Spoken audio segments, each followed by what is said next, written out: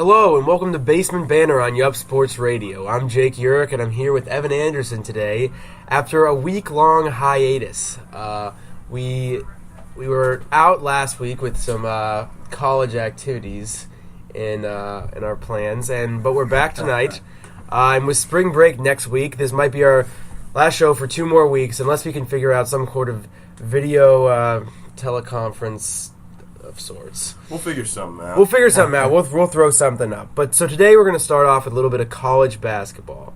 While for much of this year, the Big Ten has replaced the Big East as the best conference in the country, there's a new number 1 team in the land, and that's Gonzaga. So, Evan, what do you make of Gonzaga? Do you think they're a legitimate number 1 team? The fact that they haven't really played anyone, should that factor into their position? And do you think they're a threat in the tournament? I definitely think they're the threat in the tournament. And the things I'm about to say are not to their detriment as a basketball team overall. But I don't think that when the season has been as competitive as it has, the absence of big games on the schedule is an argument for them being a better team necessarily than an Indiana or a Duke or a team like that. If you look at their schedule, they've played 3 teams that were ranked at the time they played them. They got an 11-point loss to Illinois, which is a middling Big Ten team. Of course. And they have a 1-point loss to Butler, who got thrashed by VCU on Saturday. And they have a 1-point win over Oklahoma State. And that's really underwhelming, no matter what way you look at it. It's not that they don't have a lot there with Kelly Olynyk, and it's not that they score at a high rate, they pass the ball well, they're efficient. I think they're 3rd in the country in field goal percentage. But they're not necessarily as tested as a lot of these other teams are. You know, here's what I think of them. When I see them as a Boise State type team, except they just haven't proven themselves. They are always good from a small conference, and yet they don't have any marquee win in the last 10 years, kind of like a Butler would have, to kind of stake their claim where people are like, maybe they do really belong. Yeah. Boise State did it with Oklahoma, and Gonzaga has yet to do that. And I think that if they can get it done this year, then maybe it changes something for the future. But until that happens, it's really just like, I don't know. And even with some big Boise State wins, people are still very reluctant to give them a shot in college football. I'm not a Boise State guy in college football, as you know. I even if they do have tournament success, to me, it's like you're getting up once a year to play the big game, and you don't have to have the same attitude week in and week out that some of these bigger conference teams do. I guess you're right, but and you see what happens if an Indiana takes a night off, or a Michigan, or an Ohio State, or no doubt. But isn't that kind of the essence of the tournament? If you can get up at the right time of the year, then you're going to be good to go. It is, and that's why I think this is a dangerous tournament team. They bring back some of the old Calipari Memphis teams for me, where I would look at the end of the year and I'd say, this team is not tested. But in the tournament, a lot of times, it's not about, is this team tested? It's about, does this team have a habit of winning? Do they have a system they're committed to? And is that style conducive to winning a game in the tournament? Exactly. Much like how I like my NFL draft prospects, guys that are playmakers, guys that have done it on that level. I do like my teams that have won and know how to win and know how to win close games and have guys that can put the team on their back for stretches. So moving on from Gonzaga, we've mentioned teams like Michigan and Indiana and even a middling Illinois. And so, Evan, I'm going to ask you, what team do you think is the best team in the Big Ten? I think it's probably Indiana, and that's the easy answer. They've got the inside game with Cody Zeller. Victor Oladipo, in my opinion, is probably the player of the year in the Big Ten. He's shooting 63% from the field, and for a shooting guard, that's just... It's absurd. Absolutely unheard of. And then they got shooters everywhere. I mean, Watford and Holes are both just below 50% also. So that team is just an incredibly polished team, and I think they're probably the best in the Big Ten. Most dangerous to me in terms of the tournament is actually Michigan, if they can peak at the right time, because Trey Burke is, he carries that team on his shoulders a lot, and he has a tendency to overshoot, but I almost feel like in the tournament, a player like a Trey Burke is more valuable than a player like an Oladipo, whose forte is efficiency. It's like the Kemba Walker feel. It's, do you want this guy with the ball in his hands at the end of the game? And I think Michigan has a few guys you can say that about. They got Hardaway, they got him. McGarry has really come on of late. And you don't buy that at a Oladipo?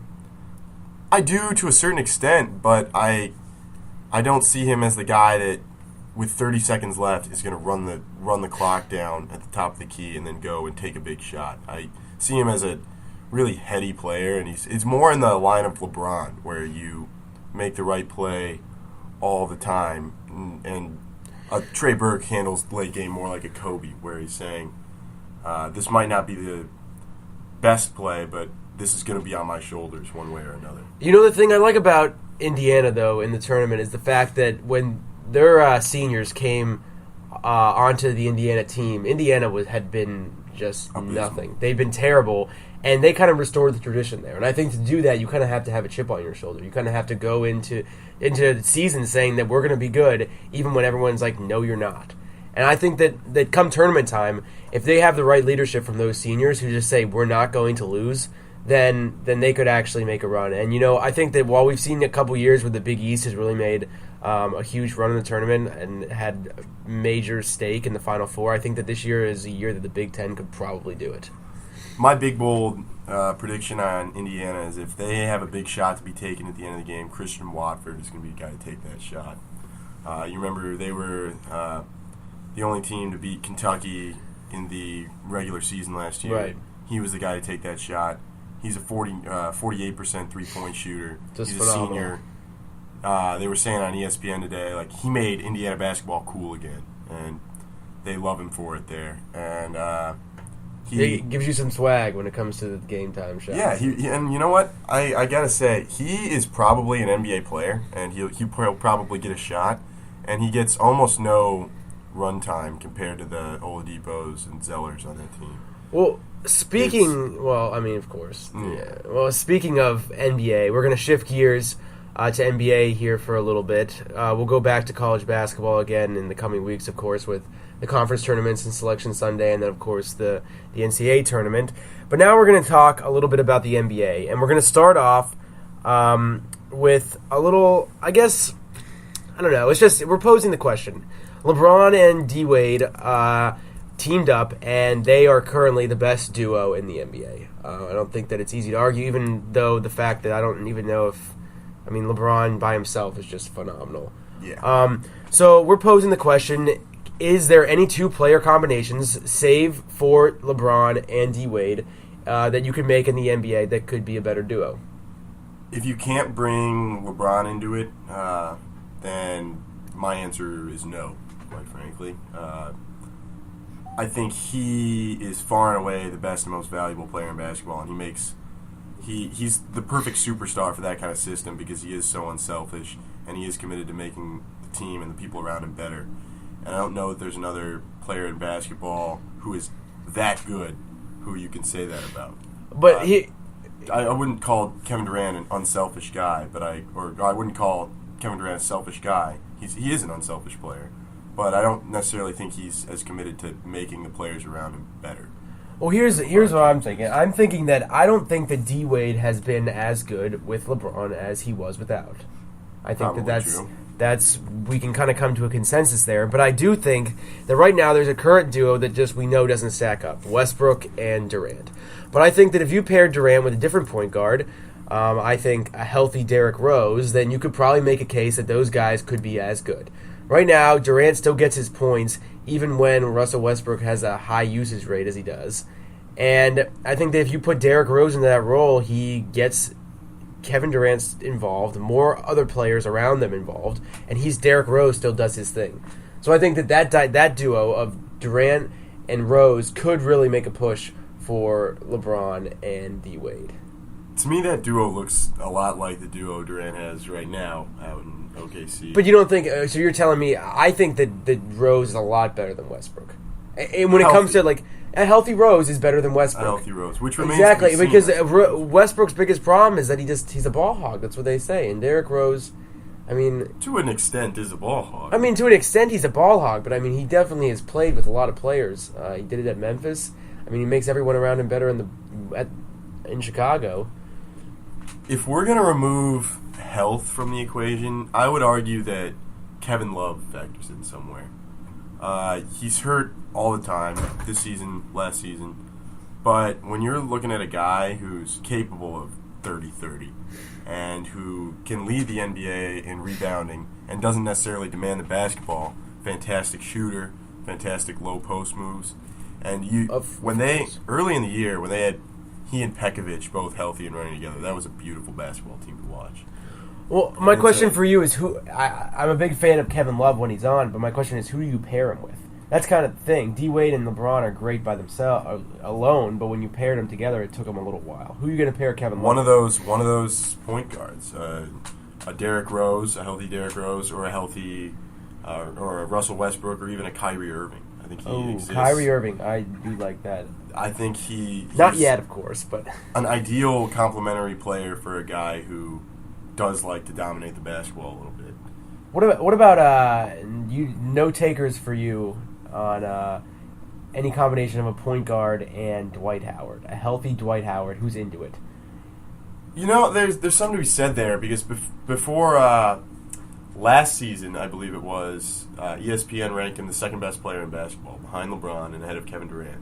And coming into this season, he was ranked the third best player in basketball. Mm-hmm. So a lot of casual fans don't realize just how far this guy's fallen and what he's capable of if he ever pulls himself together. But I suppose it's always possible. I mean, he did make he made it to the NBA Finals. He did make it to the NBA Finals also, and a lack of success your first time there isn't necessarily a death sentence, ask LeBron. Right. But I don't see him as having an attitude that is committed to excellence and committed to winning a championship. But I mean, we're taking health out of that. We're taking that. So a healthy Dwight Howard. I mean, come on.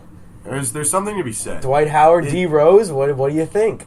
It's Dwight Howard, D Rose could make a run at.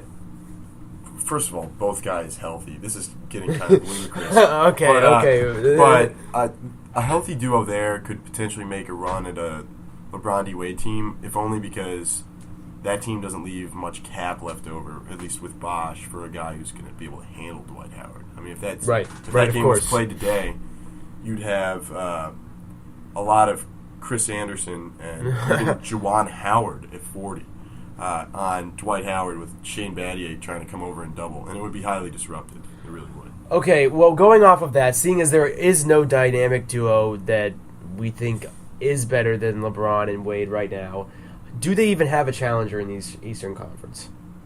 The Indiana Pacers, in my opinion.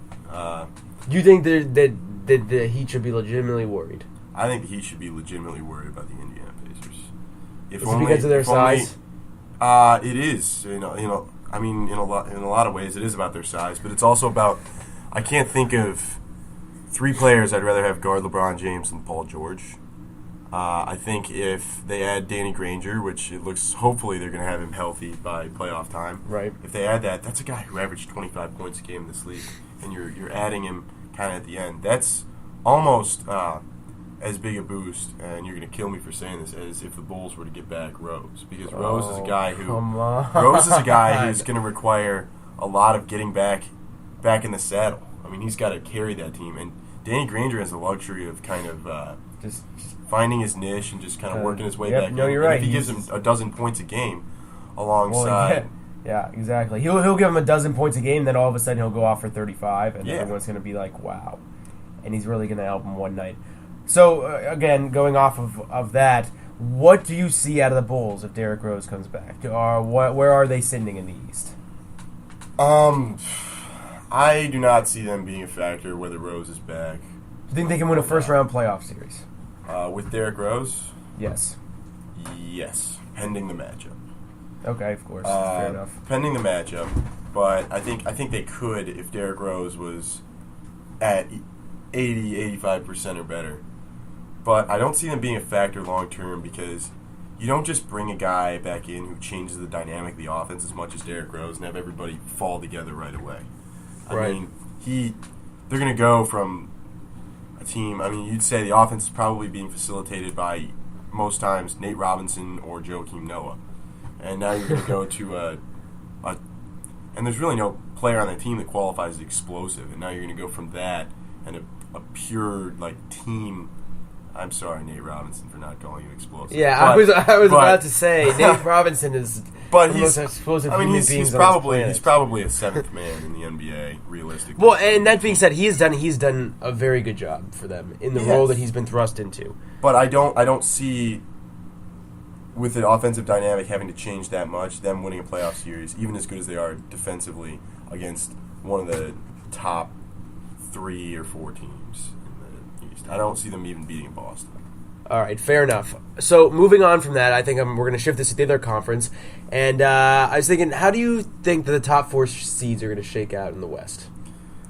Well, you want me to start at the top or start at the bottom? Start at the top.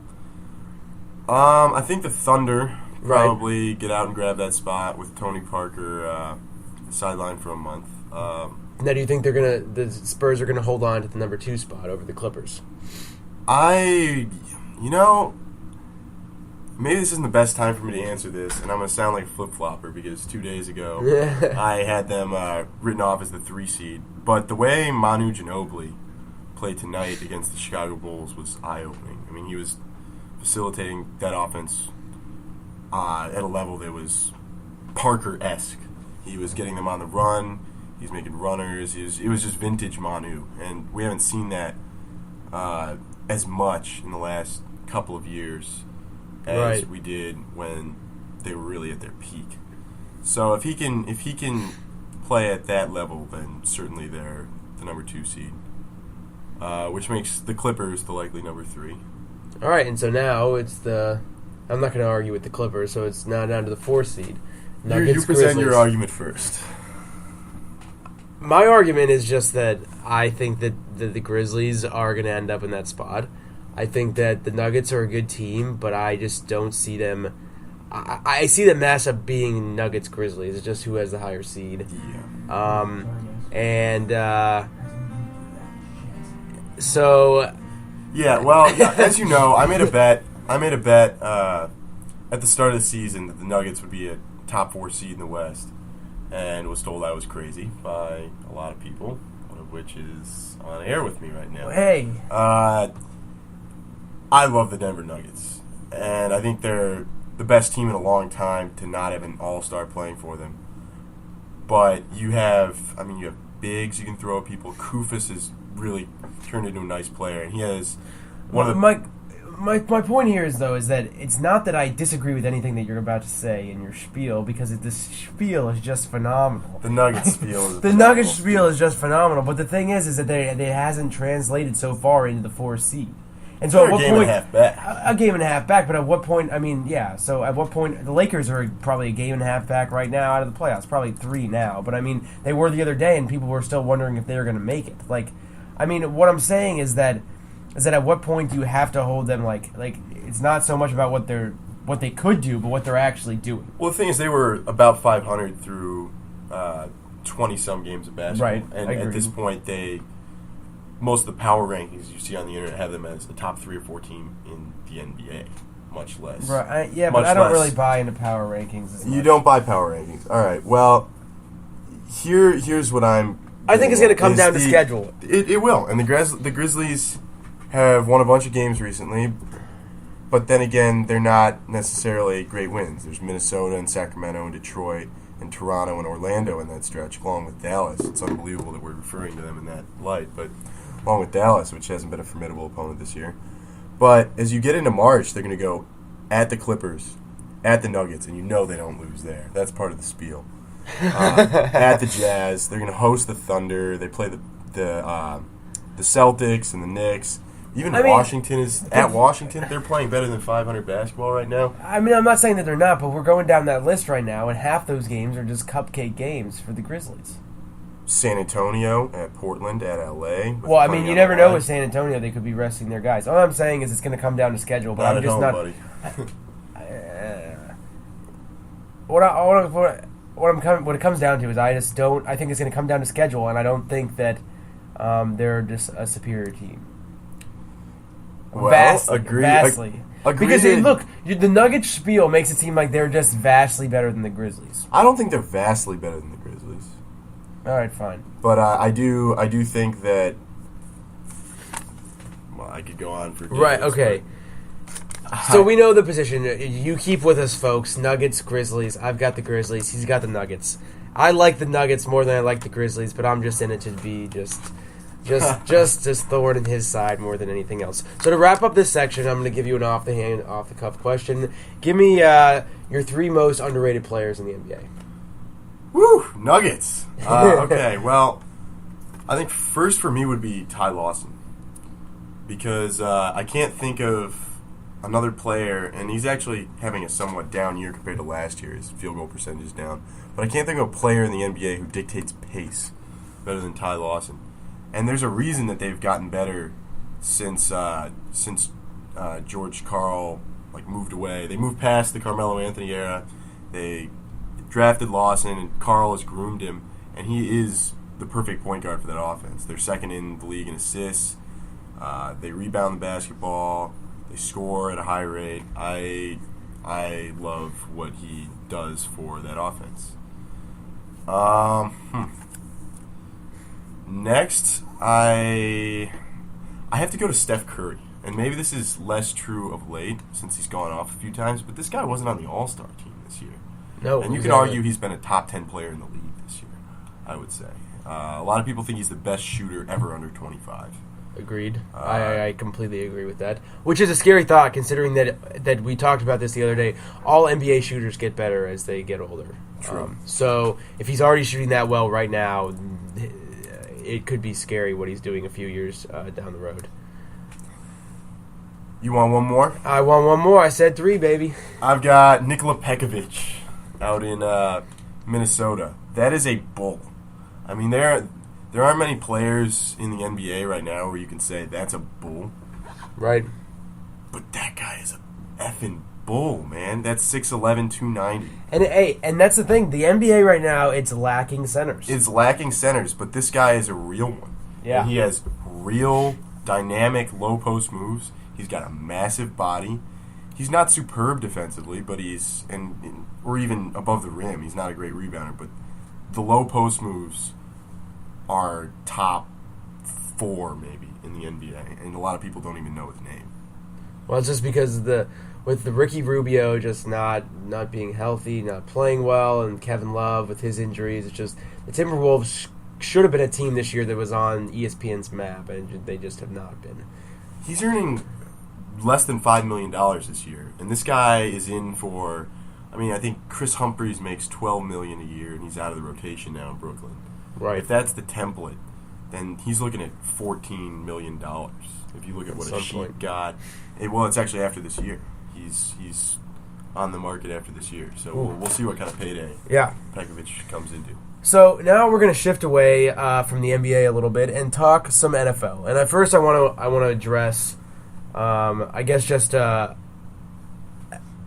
a big question is that going into next year, I think we know what teams we think are going to be the elite teams. We think it's going to be 49ers, Patriots, Broncos. The Packers are going to be there with Aaron Rodgers, and you probably have to throw the Falcons in there as well. Grudgingly. Yeah, exactly. Are the Ravens in there right now? With the loss of Ray Lewis, Flacco got his new contract. Are the Ravens among the early favorites? For me, no, they're not. Here's my thing about Flacco is that you look at the way they structured his contract, and it's all well and good for the next 2 years because it's a manageable number. Mm-hmm. But they're possibly losing Ed Reed. They're possibly losing Anquan Bolden. And if you put Joe Flacco up to the task of carrying this team that he hardly carried through the regular season last year without 3 of its best players back on the roster and biggest leaders, and you're going to tell me that he's going to have a ton of success? When he earned his money and he peaked at the right time, but it's just, if you look at his consistency, and you say it all the time, regression to the mean, like, I don't think his mean is winning the Super Bowl. His mean is the 50 quarterback rating that he put up for the whole year last year. So I mean, while he continues to play well in the playoffs, I think at some point when the Ravens need to rely on him as their best force, he's just not going to be able to do it. And I think that if you're asking me right now, what could happen next year, is I think the Ravens could finish third in the AFC North. It's quite possible. I think the Steelers, by all accounts in the media, are reeling, and I think that they could be a pleasant surprise and finish with like a 10-6 record, 9-7, similar to what they put up this year if Ben Roethlisberger can stay healthy. But I think that the Bengals are on the rise. AJ Green is just a phenomenal receiver, and Andy Dalton's only getting better. Their defense is very, very good, and I mean, I could just see them going 12-4 next year and being a complete surprise. While the Ravens, I think they could disappoint with the Super Bowl hangover at 8-8. Andy Dalton will have a better QBR next year than Joe Flacco. I'm willing to say that right now. I don't know what Andy Dalton is earning next year, but it's certainly not crippling the cap the way... Well, I mean, Joe Flacco's not even crippling the cap next year. I'm talking about the Ravens in the future is what they're locking themselves into. Unless they think that Joe Flacco's going to give them a couple good years, and then they're going to say... Or a couple average years, and then they're going to say, you need to restructure. But, I mean, the way that they built... I think his cap hits like $30 million 3 years from now. Yeah. Like, that's absolutely absurd. It's an absurd number. That will not be a good football team. It will not be a good football team. I don't know why they decided to pay him that. I don't know what team was going to pay him more. What team would have paid the Jets? Like, that would have been an absolute fiasco. Flacco wants no part of the Jets. I don't know. I feel like they gave him his money and his agent did a good job, but, you know, I think I might have, I don't know. I wish I could have. If that's just. I would have thrown the least exclusive franchise tag on him that I possibly could have and dared a team to sign him away. Because I think that it would have just not worked. But that's just me. That's just me. If I'm the general manager of the Baltimore Ravens, I am not paying him that. And if that's a problem for him in terms of reporting, then I let that eventually go to free agency, or I sell high. If he's really that bent that he's not going to report, is the stock for a 50 QBR guy ever going to be high? Well, speaking of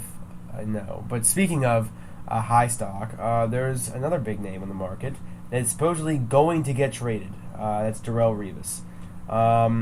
They've talked about the 49ers as a landing spot. They've talked about the Falcons as a landing spot, which would make both of those teams a lot better. But there have been reports out that neither one of those teams are interested in signing him. So what do you make of this Revis situation? Yeah, Niners are out, which is disappointing to me because that would be a fun defense to watch. I honestly, I don't know why they're putting themselves out. Yeah. The only thing that I've heard is that 49ers have a late first-round pick this year, and the talent's not that good in the first round this year.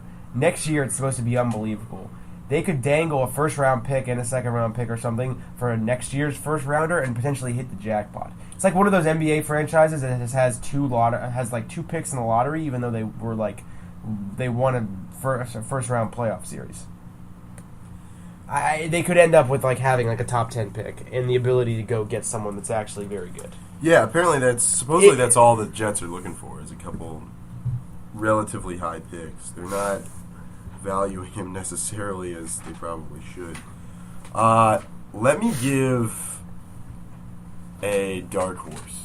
I know, that's why I'm looking for the dark horse, because I don't think the Falcons are going to get him, and I don't think the 49ers are going to get him. So I'm interested to hear your dark horse. I would not be surprised to see the New York Football Giants make a really at least a proposal. Would be, okay. I'm not sure that the Jets would be particularly happy to trade him across town, but they don't necessarily have to play, so there's always that possibility. But you look at what they're putting out there right now, and it's nothing against Justin Tryon, and it's nothing against Corey Webster, but there's a lot of improvement to be made there, especially on the defensive side of the ball. But that defensive front is still formidable when they're all healthy and they're all playing well. They still got Kiwanuka and Boley on the outside. They got Keith Rivers. There's Herzlich even worked his way into the rotation. There's a lot of guys on that defense, on the front seven especially, that this has the makings of a good defense. And there's still Victor Cruz. There's still Eli Manning. If they can add that game changer in the secondary, that's a That would football team that's very relevant. exactly. And I'm going to throw out another team that this could be far fetched, but it's the Kansas City Chiefs. You know, Andy Reid has went after cornerbacks before in the past, even though they have good cornerback play. I personally don't think you can have enough good cornerback play. I don't either. And they have a lot of talent. They can stockpile it, and they have that number one pick to play with. I don't know if Revis is worth the number one. That? No, I don't think that they throw that, but I think that something could be. I mean, when you have a number one pick, you have a lot of leverage, and you have the ability to do things. Do you think that Revis is worth a number one pick? You know, for me, you could get a good contract out of Revis. You could get him to be happy and stay, hopefully, if you pay him right. And to me, the number one guys don't always pan out. This is going backwards. I mean, come on, like Reggie Bush was supposed to be a sure thing. He wasn't selected number 2, and Mario Williams is up in Buffalo right now doing average. So, like, and that's the number one pick from this 2006 NFL draft. He's probably worth the number 1 overall pick in this draft. Right, he is. It's not a very good draft. Yeah, if your number 1 pick is going to be Star Lotulelei, he's definitely worth Star Lotulelei.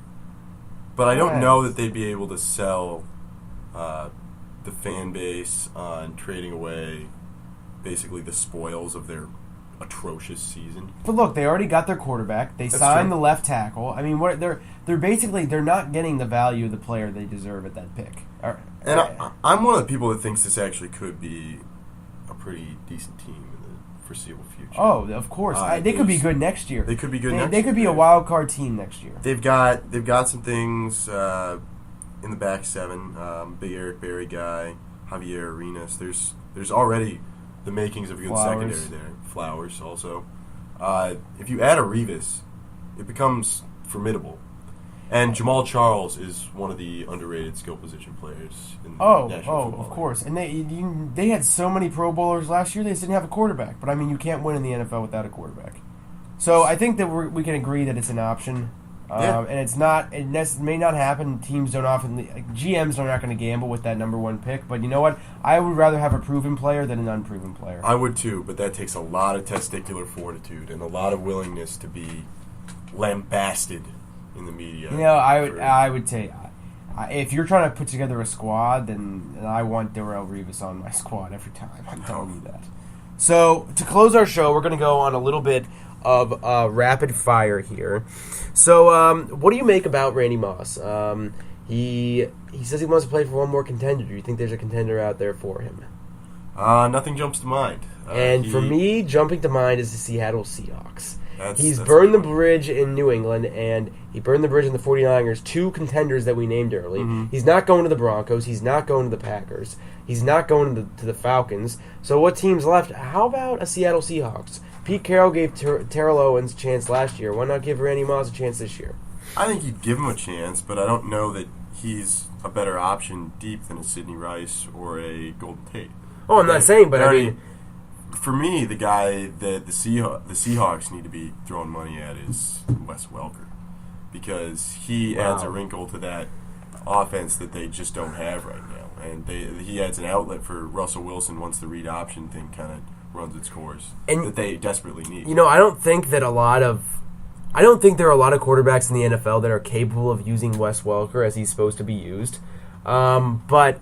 You know, Russell Wilson's an intriguing guy. He's such a smart player. And I can tell you this, is that as a Patriots hater, I do not want to see them re-sign Wes Welker. But at the same time, I'm a Welker fan. And I know that going back to New England, if he's not in the right situation elsewhere, is the best thing for him. Probably the best thing for him overall. Although I can understand his concerns about Gronk and Hernandez and about the other threats they do have. So I can understand Welker's... If Welker was not going to be in New England to have the most success, if I'm Welker's point of view, Seattle's not a bad spot. Throw out another Welker team. You know, that's the thing. Like, Detroit comes to mind just because you need to have a deep threat. You need to have a deep threat to make use of him, but at the same time, you also have to have a quarterback. So, I don't know. I feel like a Wes Welker without a deep threat is it's just, especially with the wrong quarterback, it's just going to be a disaster waiting to happen. I don't know. The Texans could work, but I don't think that they have the money room to do it. If Matthew Stafford could figure that out, that would be a fun receiving core with Nate Burleson, Ryan Broyles moving forward, and then obviously Calvin Johnson. No, Ryan Broyles is done. Broyles is done in what sense? He's like done.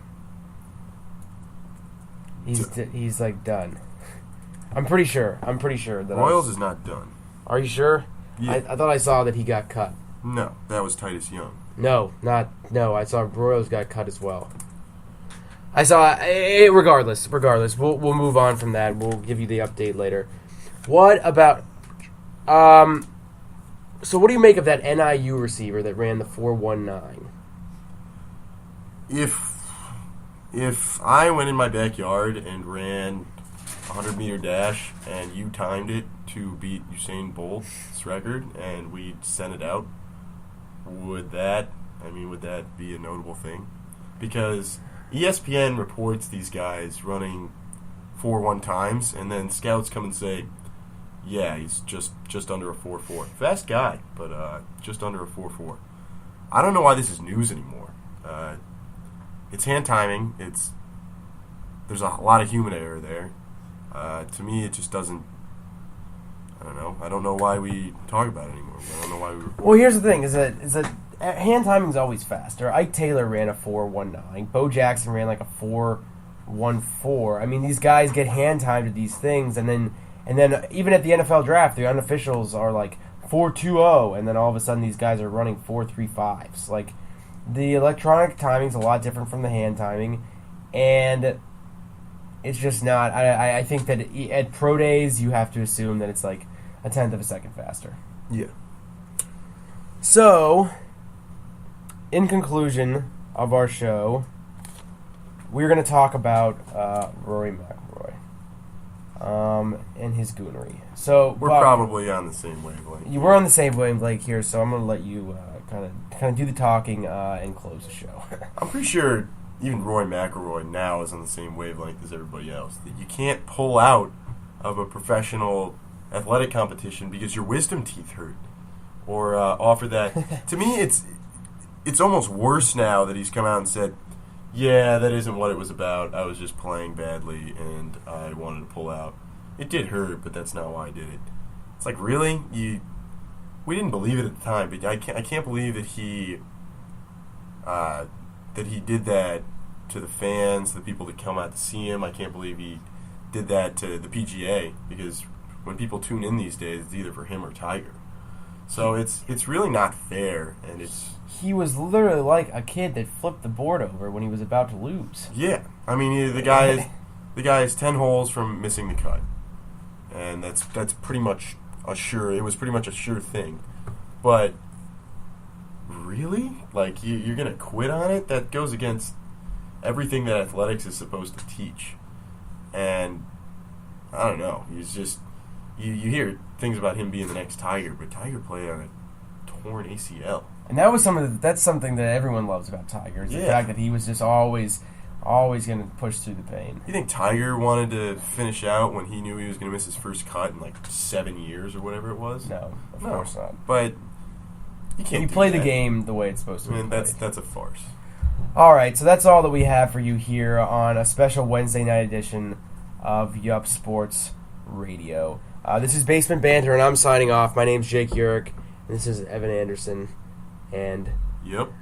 Have a good night.